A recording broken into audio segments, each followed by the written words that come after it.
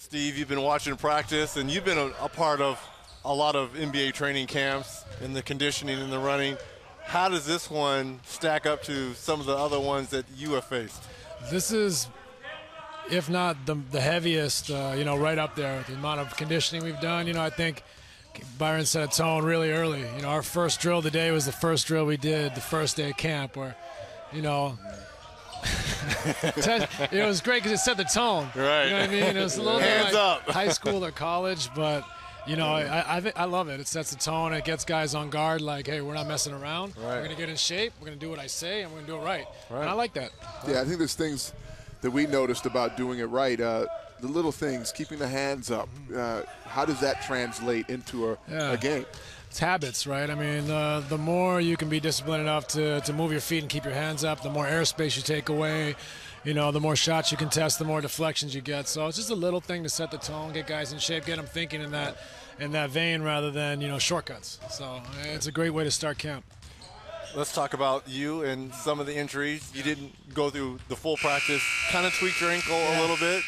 I stepped on our rookie's foot in the conditioning drill, lapping him for the third time. Damn, rookies, come on. This is my 19th camp. I should not be lapping him continuously. Well, we noticed that. We were pointing out that throughout the whole equation, a lot of guys got alligator arms in that running drill, but you had your hands above still. And Byron Scott actually pointed out to us at the start that he was really happy with your conditioning and that you looked great.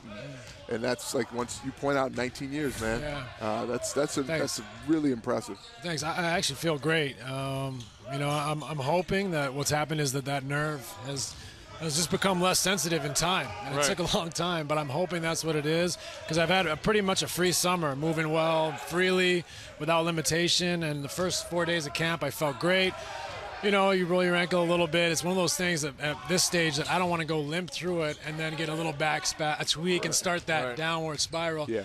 I have to change my focus. As you guys know, playing in the league for a long time, you always, with a high intensity and work ethic, you always want to do more. You always want to pound yourself into the ground so that it pays off in the games. And I have to change that mentality now to say, I got to live for tomorrow. I got to survive, get off my feet when I feel good, and put it in the bank and get out tomorrow and see if I can play, 60 to 80 games this year. So that's been hard for me. I used to remember 2-a-days throughout my career, I try to make at least 100 before in every practice. At the end of the week, you're talking 2,000, 2,400 shots. Makes, now I'm like, I can't do that. I give myself 10 minutes before practice to take like some real deliberate shots and try to make every one instead of like out there for a half hour before, after. And that takes a lot of discipline in the other respect, to say, no, this is what you got to do. This is how you're going to manage yourself, or else your season could be over in a week.